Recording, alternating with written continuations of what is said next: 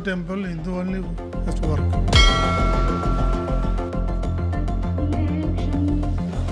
मैं इस निर्णय को स्वागत करता हूं।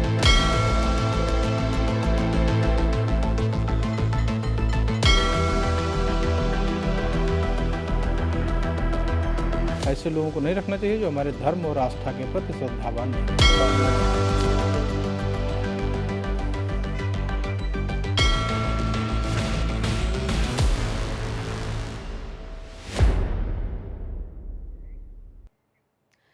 नमस्कार, हमारी इस खास पेशकश में आपका स्वागत है। आपके साथ मैं हूं गीता जोशी। करीब 2 महीने पहले तिरुपति मंदिर अपने लड्डुओं की वजह से जबरदस्त चर्चा में था।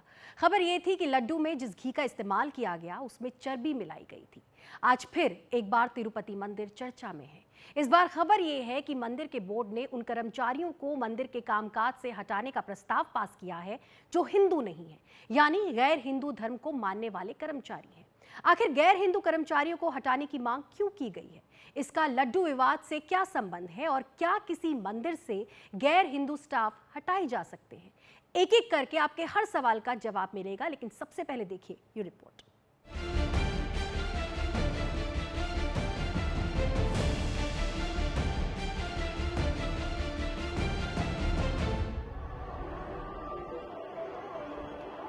तिरुपति के लड्डू को लेकर जो विवाद शुरू हुए थे, अभी उनका स्वाद पूरी तरह से गया भी नहीं था कि एक और खबर आ गई।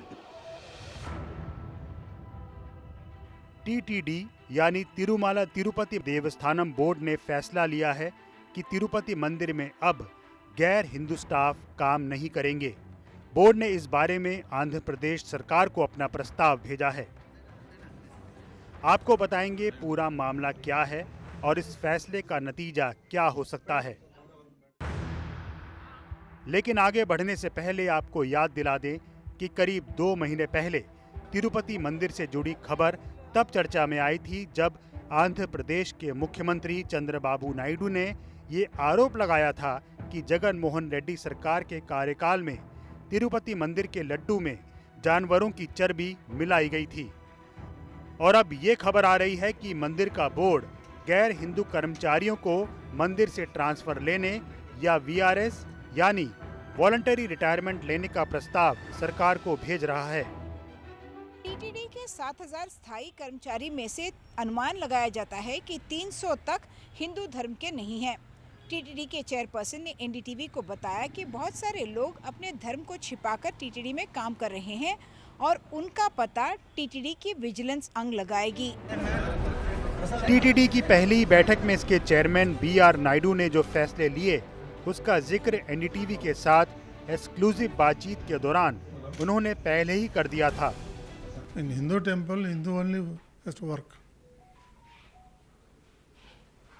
No other religion. So are there non-Hindus also there now? There are people. They are putting some name Venkateshwar Rao and he is going to the church. They are all converted. We'll find out that who are there with the TTD vigilance, and I'll ask that report also. We'll take some action on that. क्या तिरुपति मंदिर board के फैसले से पहले कोई प्रक्रिया भी अपनाई गई है? इस फैसले के समर्थकों का कहना है कि जो लोग हिंदू धर्म और अनुष्ठानों की प्रक्रिया को नहीं समझते हैं, वो मंदिर में आने वाले भक्तों के साथ न्याय नहीं कर पाएंगे और ना ही अपनी जिम्मेदारी ठीक तरीके से निभा पाएंगे। बीजेपी का दावा है कि तिरुपति आने वाले श्रद्धालुओं के बीच एक हस्ताक्षर अभियान चलाया गया था। उनसे पूछा गया था कि क्या वो मंदिर में गैर हिंदू लोगों की नियुक्ति का समर्थन करेंगे। इस पर बड़ी संख्या में जवाब मिला कि दूसरे धर्म के लोगों की नियुक्ति नहीं होनी चाहिए। Bharatiya Janata Party had raised its voice. The reason being that people who do not understand the Hindu dharma and the process of the rituals, they will not be able to do justice to the devotees coming to the temple. Neither will they be able to do justice to their own responsibility. Venkateshwara Swami ji के पास आसपास जो काम करते हैं non Hindus नहीं रहना चाहिए। जो अगर नॉन हिंदूस है वो लोगों को दूसरा जगह ड्यूटी देंगे, दूसरा जगह देंगे। मंदिर के आसपास सिर्फ हिंदू ही काम करना, ऐसा वो बोर्ड का डिसीजन है।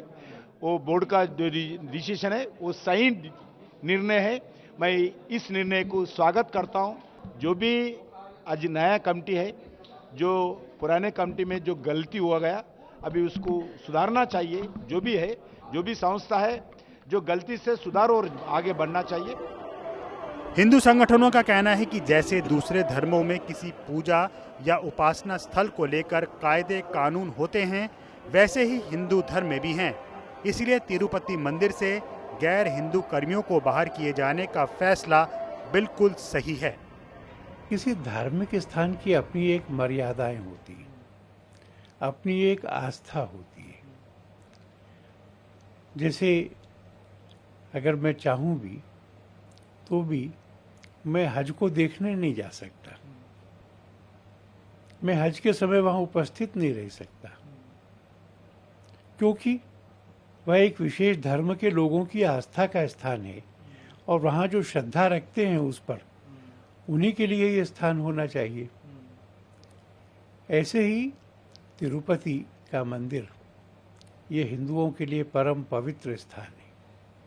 7 पहाड़ियों के बीच में बना हुआ स्वयं भगवान वहाँ विराजमान है। इतना बड़ा कांड वहाँ पर हो गया कि जो सनातन धर्मावलंबी लहसुन प्याज भी नहीं खाते, वो मांस और चर्बी और मछली के ऑयल का प्रयोग हुआ है। तो ये बड़ा ही दुर्भाग्य है और इनके खिलाफ दंड भी होना चाहिए, इनको कार्रवाई करनी चाहिए इनके खिलाफ, और इन लोगों को बाहर निकालना चाहिए। जो हमारे धर्म, संप्रदाय और संस्कृति के प्रति निष्ठावान नहीं है, उनको हमारे ऐसे धार्मिक मंदिरों में रहने का कोई अधिकार नहीं है। ऐसे लोगों को नहीं रखना चाहिए जो हमारे धर्म और आस्था के प्रति श्रद्धावान नहीं है।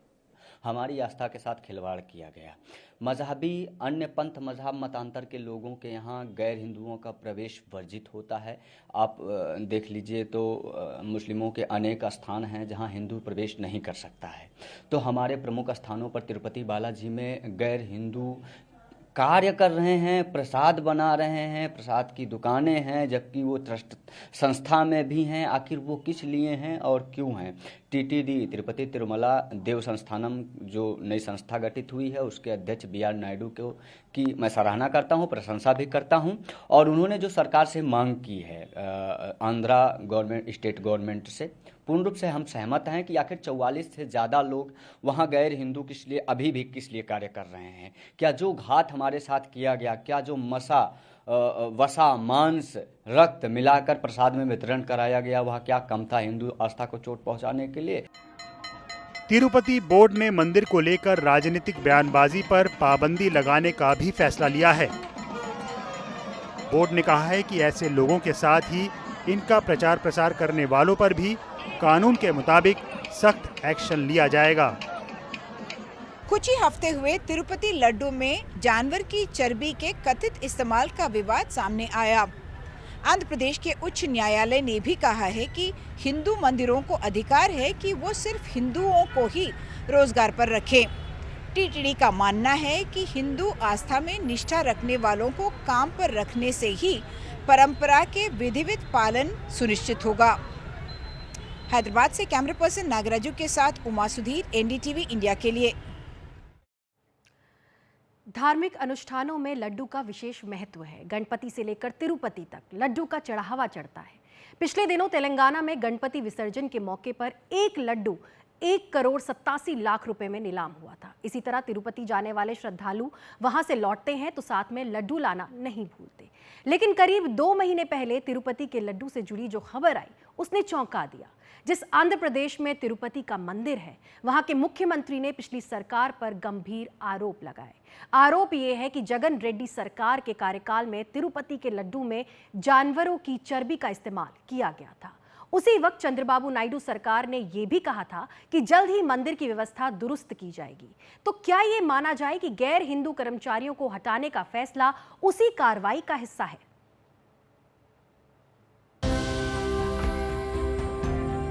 तिरुपति वेंकटेश्वर मंदिर आंध्र प्रदेश के तिरुपति जिले में है। यहाँ एक छोटा सा शहर है तिरुमला। तिरुमला की पहाड़ियों पर स्थित है तिरुपति मंदिर, जो भगवान वेंकटेश्वर को समर्पित है। मंदिर में काम करने वाले कर्मचारियों को लेकर नियम क्या कहते हैं?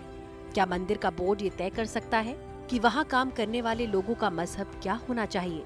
इस सवाल के जवाब से पहले जरा तिरुपति के लड्डू पर ध्यान दीजिए। बेसन, काजू, इलायची, घी, चीनी, मिश्री, किशमिश से लेकर बनते हैं तिरुपति के लड्डू। लेकिन 2 महीने पहले खबर आई कि लड्डू की रेसिपी में करप्शन की मिलावट कर दी गई है। तिरुमला तिरुपति देवस्थानम बोर्ड ने दावा किया कि जगन मोहन रेड्डी सरकार के कार्यकाल में तिरुपति के लड्डू में जानवरों की चर्बी का इस्तेमाल किया गया। टीटीपी ने बाकायदा आंकड़ों के साथ जानकारी दी कि प्योर मिल्क फैट की रीडिंग 95.68 से 104.32 के बीच होती है। लेकिन जगन मोहन रेड्डी सरकार के कार्यकाल में तिरुपति के लड्डू में जिस घी का इस्तेमाल हुआ उसके फैट का वैल्यू सिर्फ 20 था। इसका मतलब ये हुआ कि घी में बेहद निम्न स्तर की मिलावट की गई। लेकिन जगन मोहन रेड्डी सरकार के कार्यकाल में गड़बड़ी हुई तो चंद्रबाबू नायडू सरकार को इसका पता कैसे चला? क्रोनोलॉजी समझिए। 4 जून को आंध्र प्रदेश विधानसभा चुनाव के नतीजे आए। 12 जून को नई सरकार ने राज्य की कमान संभाल ली। 15 जून को श्यामला राव को तिरुमला तिरुपति देवस्थानम यानी टीटीडी के एग्जीक्यूटिव ऑफिसर की जिम्मेदारी दी गई। 22 जून को एक कमेटी का गठन किया गया जिसे टीटीडी के कामकाज में गड़बड़ी की जांच करने को कहा गया। 7 जुलाई को पाया गया कि तिरुपति मंदिर के लड्डू को बनाने में इस्तेमाल घी की खरीद में गड़बड़ी हुई है और तभी ये तय किया गया कि प्रसाद के सैंपल को जांच के लिए लैब में भेजा जाएगा। मुख्यमंत्री चंद्रबाबू नायडू ने पिछली सरकार पर कई गंभीर आरोप भी लगाए। टीटीडी के पिछले चेयरमैन वाईवी सुब्बारेड्डी की पत्नी बाइबल लेकर घूमती रही हैं, जिनकी तस्वीरें हर जगह देखने को मिलती हैं और वो हिंदुओं पर कटाक्ष करते हैं।